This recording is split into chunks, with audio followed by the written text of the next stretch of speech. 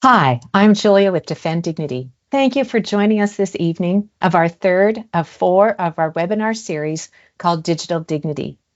The goal of this series is to provide you with helpful information, tools, and strategies to keep your kids' youth safe online. Our guest for tonight's webinar is Caitlin Roper. She's an activist, writer, and campaigns manager at Collective Shout. You can find out more about Caitlin and read her bio on our webinar resource page, and we'll put that in the chat right now. Our host this evening is Mikhaela Beerman. Mikhaela is passionate about anti-trafficking and has done great work in her own community, and she is passionate about empowering others to know how to prevent human trafficking in their own neighborhoods. There is no Q&A tonight, but please feel free to ask your questions in the survey that we'll send out after this webinar is done. I do want to let you know that tonight's topic is rather heavy. Caitlin discusses some of the ways AI is being used to create child sexual abuse materials. We believe this information is important for parents and caregivers to know, as it is a real online harm that exists and can affect anyone. That being said, you'll want to be sure that your kids aren't around as you listen to this webinar. We'll turn it over to Mikhaela and Caitlin now for the next half hour. Hi, everyone. Thank you so much for joining us this evening for the Digital Dignity webinar series. In this webinar, we'll be discussing sexually explicit AI deepfakes and sextortion. We'll unpack what is exactly meant by these terms and how it's impacting children. Tonight, I'm joined by Caitlin Roper, the campaigns manager at Collective Shout. Caitlin, thank you so much for joining me this evening. Yeah, thank you very much for having me. It's nice to finally meet. Yes, I agree. So just to start our conversation off this evening, I'm wondering if you can share a little bit about who you are and the work that you're involved in at Collective Shout. Sure. So my name is Caitlin Roper. I'm from Australia, and I'm the campaigns manager at Collective Shout for a World Free of Sexploitation. And for those who are not familiar with us, we're a grassroots campaigning movement against the objectification of women and sexualization of girls in media, advertising, and popular culture. And we cover a lot of ground. So things like sexual exploitation of women and girls in the pornography industry, in the sex trade. We talk about porn culture, sexist advertising, and just like the connection between this objectification of women and men's violence against them. So we've been running for about 15 years. We've had a lot of significant campaigns and victories in that time. Just this year, we've had some really great wins. We've had a years-long campaign, which has resulted in the federal government announcing its support for a pornography age verification pilot. We've also gotten child sex abuse dolls removed from Temu this year. And I think that's the 5th platform that we've gotten child sex abuse dolls removed from. Wow. We've had investors dumping porn brand Playboy shares after campaigns. And we've had a long-term campaign against Etsy, where they've finally now implemented a policy banning pornography and sex dolls and blocked search terms for these on their site. We're very involved in briefings and advice for social policy and lawmakers. We're always working on government submissions. We've just released a new research report on, it's a survey of 1,000 Australian school teachers on their experiences of sexual harassment at school. So it's some really interesting findings coming out of that, that almost half of female teachers surveyed reported being sexually harassed by male students. So we're seeing this, connected to porn culture and what this actually means for teachers in schools, in their workplaces. And we also run workshops with students and parents. So my colleague, Melinda Tenkard-Reist, has for many years been running sessions, mainly in high schools, sometimes in primary schools with the younger kids, and with amazing results. So that's Collective Shout. I'm also a writer and author myself. I wrote a book a couple of years ago on sex dolls and sex robots. It's called Sex Dolls, Robots and Woman Hating, and it was published by Spinifex Press 2 years ago. There's a few chapters in the book focusing on child sex abuse dolls, which I just touched on previously, and these are sex dolls modeled on the bodies of children, toddlers, and babies. And in July, I spoke at the Sea Summit in Washington, D.C. on this topic, and also so-called virtual child sexual abuse material, but also known as, AI-generated CSAM, and essentially responded to this claim that they can be harmless substitutes for child sexual abuse. And spoiler alert, they can't. They're not. They just facilitate new forms of harm and exploitation of children. Oh my goodness, Caitlin, you and your team are undertaking such important work and with such breadth. Like you mentioned, numerous different topics and your intersectional approach to look at how, objectification is related to sexualization and porn culture and what we're seeing happening in schools, to the important advocacy work that you're doing to see societal changes happen, to say, these child abuse sex dolls are not okay, for example. And so, to bring it to our conversation today, you mentioned how you were recently talking about this claim about how the use of these dolls, is not harmful.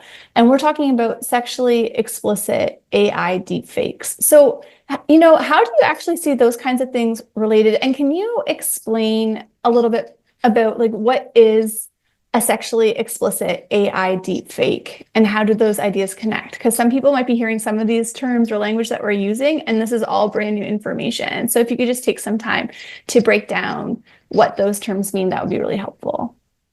Right. So sexually explicit AI generated content can be produced in a few ways. So it can be done by creating new images. So a person might put prompts into whatever software. So they might say, I want an image of a blonde girl.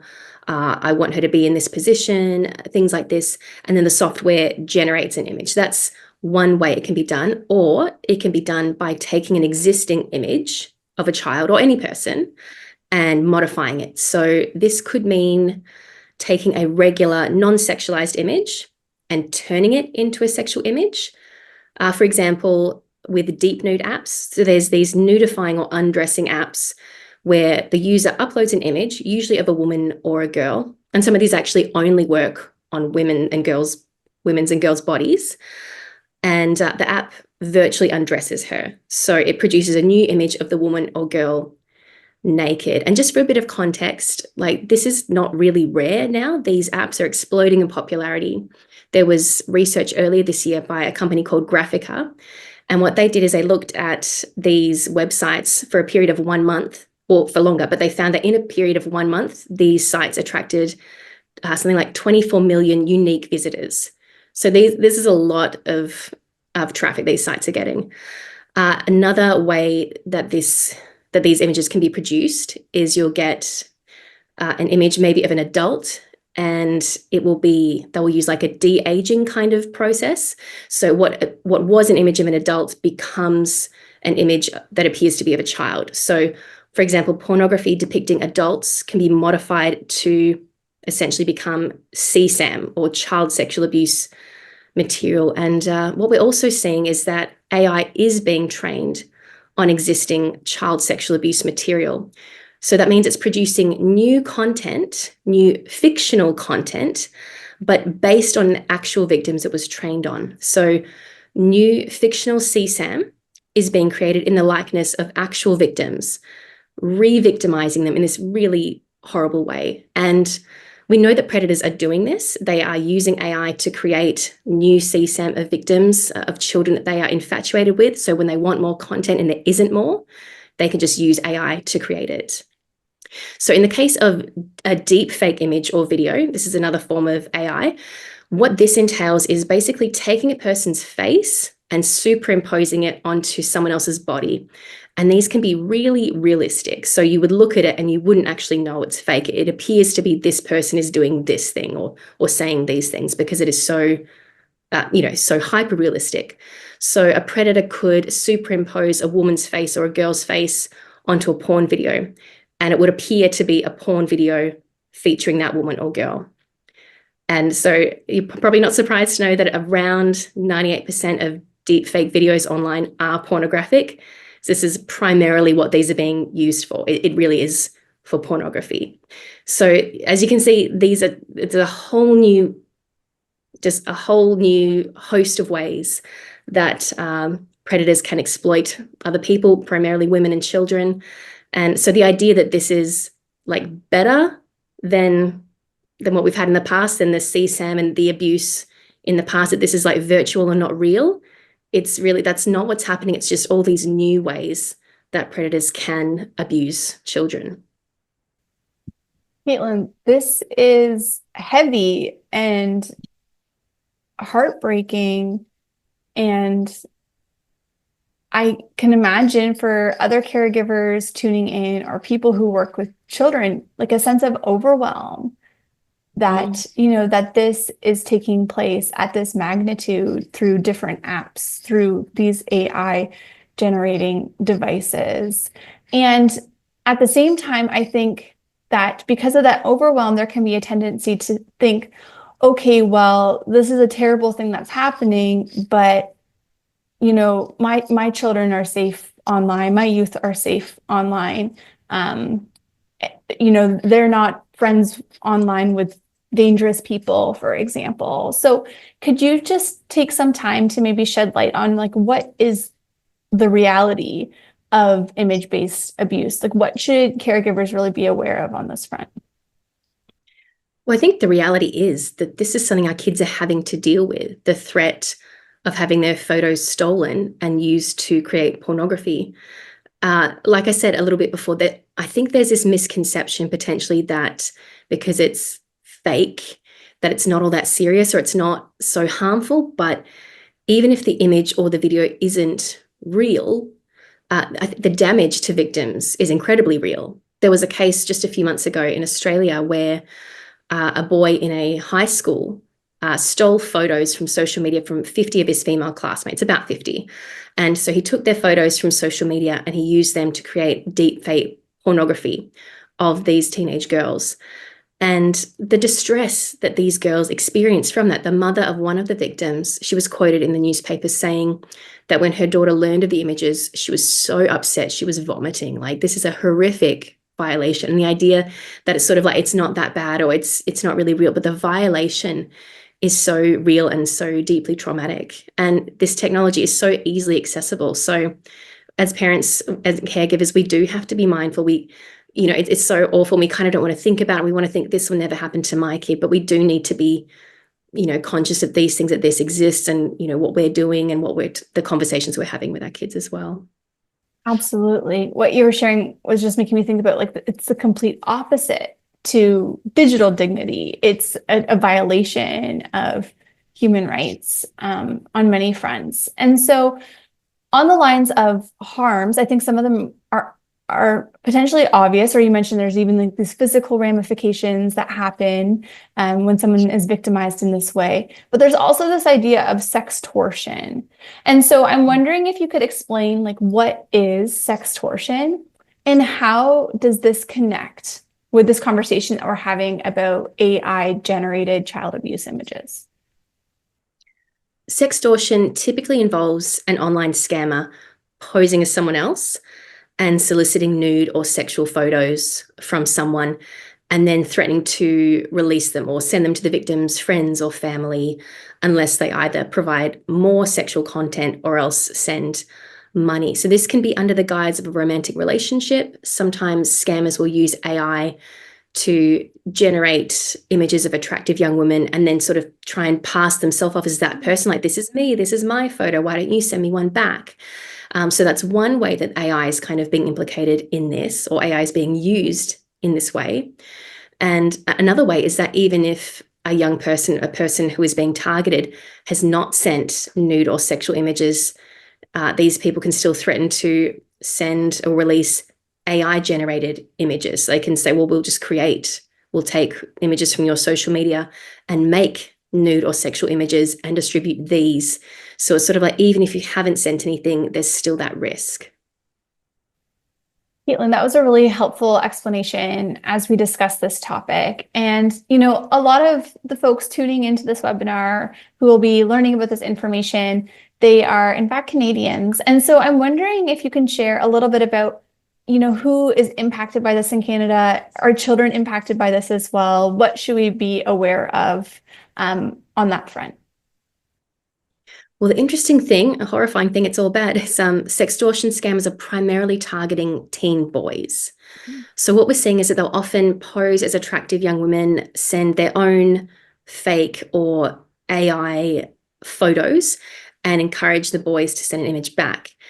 And what they'll often do is they'll follow someone on Instagram, and also then they'll follow like some of their friends as well from their followers list, because then it's like if you get a follow request from someone, you're like, oh, they're already following, or some of my friends follow them back, and it gives them a bit of legitimacy. It makes them look like, oh, maybe we kind of know each other, maybe they're like a mutual friend.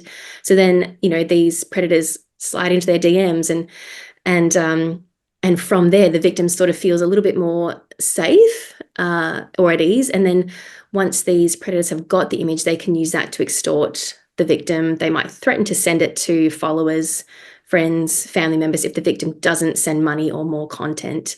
And some teens have tragically taken their lives after being targeted this way. So it's a horrible crime, and the rates of sextortion have been increasing quite drastically over the past few years. With this increasing issue that is actually resulting in the death of young people, how do caregivers begin to approach this? Or how do people who work with youth and children begin to address this topic with the youth and children that are in their lives? Yeah, well, you're right. It's a growing problem. I mean, when I'm talking about the problem, I mean, I suppose the production of AI and virtual CSAM generally, whether we're talking about sextortion or deepfakes or what exactly it is. But I believe in Canada, I'm less familiar with Canada because I'm Australian, but from what I've read, there are about 4,000 reports processed of pornographic deepfake content abuse of children. I think that was in the last year. So, and you know, outside of Canada, just in general, things are getting worse. There was an article in The Guardian last week quoting Internet Watch Foundation, and it said that just in the past 6 months, the number of illegal AI-generated content had already exceeded the total for the previous year. So we're seeing that things are getting worse. The technological advances in AI mean that producing this content is quicker and easier, that apps are more accessible, and that the images are more realistic, to the point where authorities can't actually tell most of the time if it's a real child. So it's like, is this a child who is actually currently being sexually abused and they need to be rescued? Or is this a fictional child? So that's this whole other issue as well, and what that means for law enforcement and their ability to act and to make charges and to proceed with a criminal case. And like I said, also this notion that, you know, it's not real children being harmed because it's AI, like it's fictional or something. But we know that AI content can be and is being modeled on actual children. So AI can be used to modify real child sexual abuse material, so where children are actually being sexually abused, and just tweak it a little bit to make it look not real. So that means it's actually used to conceal the abuse of an actual child. And this is not just like this is not on the dark web. This is really common and everywhere. And at Collective Shout, we've even come across this kind of content depicting little boys in fetish gear on Instagram. So, you know, when we're all on our smartphones and all on social media, it's really easy to find a photo of someone, and anyone is at risk. So there are good reasons for parents to be concerned about this and take steps to keep their kids safe. So coming back to conversations that parents can be having with their kids, they can be talking about healthy boundaries, red flags, sexting, conditions for social media use or having a device in the first place, where kids are permitted to be on certain social media platforms. First thing, this should not be before the minimum age. I think a lot of parents are kind of, oh yeah, my kids are on Facebook or Instagram, whatever, and they're not 13, but it's like, no, first of all, as a bare minimum, they should be that age. And there's a lot of talk about the need to delay and how that's, you know, better for kids to just delay getting a smartphone, delay being on the socials and all these things. In Australia, we're actually in the middle of a campaign to push the minimum age for social media to 16, whereas a lot of platforms it's 13. So there are steps in this direction. Also, anytime your kid has an account on social media, it should be private. They should not be, there should be conversations about not allowing people you don't know to follow you. Conversations about sexting, about just don't send nudes or sexual images. And then just really getting into like the hypothetical scenarios. So what might you do if you found yourself in this situation? Okay, so if you're chatting to someone and you're feeling uncomfortable, or if you're feeling pressured to send nudes, okay, so what do? Maybe you stop engaging, you block them, or so these kind of conversations. So when it actually happens, the kids have already, had like a practice run, or they've thought about it, or they already are equipped with some skills on what they might do. Also could talk about, what they might do if someone was threatening to distribute intimate images of them, whether these are AI generated or otherwise. So we want them to not comply with any demands. So don't send any more content, don't send money, stop communicating with the person, block them, tell a trusted adult, hopefully parent, and report to the police. And the other thing is, sometimes kids, they make errors in judgment, like we all make errors in judgment. So it's really important that your kids know that should they have made a mistake, should they have sent an image that they shouldn't, and they're being extorted, that they can come to you. You don't want it to be a case where your kid feels like, I've done this, but I can't tell my parents, and they're sort of trapped in that sense. You want them to feel like they can always come to you, that you will always be there to sort of help them, even if they've made a mistake. And this is a crime and they are a victim. Should their intimate image actually be leaked, and often this is a threat that is not carried out, there are measures in place to get them removed. And I believe in Canada, there's a program, needhelpnow.ca. So yeah, you can get support, you can request takedown of any nude or sexualized image of a youth under the age of 18. And I believe at the Cease Summit, there was some discussion of other platforms as well, where children can get their images removed, just take down requests very quickly. So there are options. But these are some of the conversations that we might have with our kids. I think your suggestions in terms of how this conversation could unfold and what to focus on are really helpful, especially thinking through, if this scenario happened, what would you do? If this would happen, because I feel like, it may be uncomfortable for folks to bring up some of these topics, but to highlight what you did at the beginning, the urgency really of the situation. It's a growing crime that's impacting many youth and children. And for them to be given the tools to know how to move forward, but also to not be buried in feeling ashamed or guilty, but to know that this is a victim of a crime, and here's the help that could happen if this were to happen to you. One thing I'm just thinking about as we share these things too, and maybe this is a slightly different discussion, but just with the AI generated deepfakes too, I think that there's a broader conversation in society too of like what images are shared, intimate or not, right? Just a everyday image on like what type of platforms, just being aware that these are now too being used for nefarious purposes. Specifically, I'm thinking of children and their images being shared online. But what can caregivers and people do who work with children to be a part of, creating safer online spaces and really trying to create a place where there can be such thing as digital dignity? Well, I think you've already sort of raised it, just this idea of what we share, the images that we share. That's something for even parents to be thinking about. And I know it's not easy to be a parent of teens these days. I know I've got a few of my own. I mean, I'm sure it's way harder to be a teen these days, but there's a lot to navigate. I think parents feel overwhelmed a lot because life is hectic. They're trying to manage the struggles of everyday life. They're trying to work and parent and then feeling like they have to be across technology and all these different platforms and how they work. Like it's a lot. Parents can't actually do it all on our own. We need government to step in. We need tech companies to act ethically as well, because it is too much for parents by ourselves. But there are things that parents can do themselves and in their homes and caregivers to keep their kids safe and promote healthier habits around devices and how we use technology. So coming back to your point about what we share, I'm not sure if you've heard the term sharenting. It's just like sharing photos or information about your kids online. So I think a lot of parents probably naively share photos and videos of their kids on public social media platforms. You see things like the back to school photos of the kids in their school uniform, maybe the logo of the school. So they've got their kid's name and age and the school, and this is all kind of being put out publicly. So things that can be putting kids at risk. Or other times we see parents sharing content, photos of their kids that can be misused. So photos of their kids in bathing suits or leotards in dance wear, which they probably think, oh, it's just such a cute photo.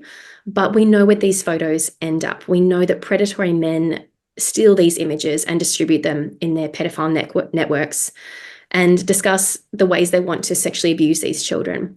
So first off, I just encourage parents to really consider carefully what they're posting of their children online and not to post anything to public social media accounts. It's also really important to have limits around devices and screen time. So whether that's no devices in the bedroom or with the door closed, or at bedtime, everyone hands their phone over, if nothing else, to get a good night's sleep, or that parents have access to the phone or to social media accounts. And I think another part of it is actually modeling behaviors. So many of us, we work, maybe at work and at home, and we're on our phones and checking our emails and things like that. So we're often pretty attached to our devices and often scrolling on social media. So if we're going to ask our kids to get some distance, then we have to be able to try and do the same as well and set some boundaries, have some limits around screen time. And I actually just think it's really important for mental health generally, for everyone to have regular breaks from devices and from social media, and to actually connect with the people in our lives and to be outside and just actually experiencing the world outside of screens. I think it's actually really important. We've sort of forgotten, and it's just when you do set the devices aside and go do things, it's like, oh, I feel like a human again. So I know for myself, and maybe you, it's like we had a childhood outside of screens, and now there's sort of, you feeling more the presence of screens and devices in your life more. But when we look at our kids, I'm like, if this is the way they've just grown up forever, that's just such an impediment to them. So we really have to be like, no, we're going to protect your childhood. We are going to have these limits around screens and devices and social media because we want to protect your mental health and we want you to have an actual life outside of that. What you're highlighting at the end of your response there reminds me of a quote from a book I read about building healthy technology habits. And it said something like, your time is infinitely better spent staring at a blank wall than scrolling on your phone. And I think that there's something, interesting to think about that, and being present in an age where we're constantly being pulled into technological spaces. A follow-up question I had for you was, you were mentioning about caregivers in particular being careful of images on public social media accounts. Do you think that private social media accounts and sharing images provides a level of safety for folks, or are there still risks that people should be aware of? I think there's probably photos that shouldn't really be shared anywhere, just because once you post something to the internet, you've lost control of that image. We do see a lot of people posting things publicly and in a way that is quite reckless. I mean, I don't think it's necessarily intentional. Sometimes it is. Sometimes we are seeing parent-run accounts where they're essentially pimping out their children, which is awful. But I think a lot of the time it's people just not thinking, just saying, oh, it's such a cute photo and I'll just post it. But when we're talking about certain things, like kids wearing little clothing or in bathing suits and things like that, maybe some of these photos are just best for, just for the family or keeping offline or things like that, rather than being shared even to private spaces. Obviously, these are things that families and parents are going to be considering what they choose to share and what their boundaries are around that. But I don't think it's a case of like, oh, if it's just my Facebook friends, just my 1,000 Facebook friends that I'm sharing this to, that's fine. I'm sure they're all great. But yeah, so we still need to be mindful of these things. But I would say never share this stuff publicly. But that's a really important point. Thanks, Caitlin. Just as we finish up our time together, I'm wondering if there's anything that you want to expand on that we discussed, or anything else related to this topic that you would like to add. Yeah, just one little thing. And this is a point made by my colleague at Collective Shout, Lynn Swanson Kennedy, who is brilliant. So just the concept of this term AI generated, it sort of suggests that AI is doing this when really AI is not creating child abuse material or image-based sexual abuse content. It's being generated by real people who prompt the AI. So AI is a tool being used by predators, who are mainly men, to exploit women and children.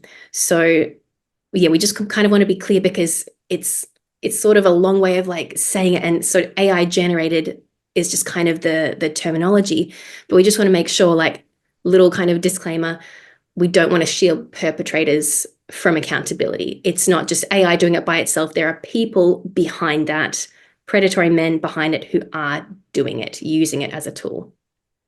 I think that's a really helpful thing to distinguish, because I think then all of a sudden advocacy efforts or even just like personal angst can be towards like, oh, it's this AI that is causing this, this, and this, when really it's, okay, no, there are perpetrators that need to be addressed through policy, through law, through interventions that are really fueling this horrific crime. Well, Caitlin, thank you so much for your willingness to engage in what is a very difficult but important and timely conversation. So thanks so much, Caitlin. Yeah, thanks for having me. It was nice to catch up. It's not easy to hear about all the harms that AI is being used for. But Caitlin, she gave us some great tools that we can use to combat these harms from infiltrating the lives of our kids and youth. On our webinar resource page, we've included a PDF featuring some of the tools and strategies that she mentioned. It can feel overwhelming when hearing about the harms of AI. As parents and caregivers, we can't protect our kids 100% of the time. Yet, we can still have great conversations with our kids, painting the scenarios and helping them to craft good responses when they do find themselves in those difficult situations. Let's work together and challenge the online harms that are threatening our kids. One practical step that you can take tonight is to write a short letter to your MP telling them that you're concerned about online harms such as AI deepfakes, and that you want to see laws that help protect our children and youth. On the webinar resource page, you'll find a PDF that we've created called Write My MP.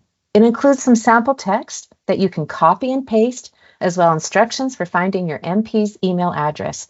We really encourage you to take this step to advocate for change. On November 26th, we'll conclude our Digital Dignity webinar series with a live panel. You won't want to miss this opportunity to hear a broader perspective of online sexual exploitation in Canada and what are the things that are being done to combat it. This webinar will include a Q&A, so be sure to come with your questions. And watch for an email with this recording of this webinar in the next few days in your inbox. Thank you for joining us this evening. We look forward to seeing you on November 26th. Take good care.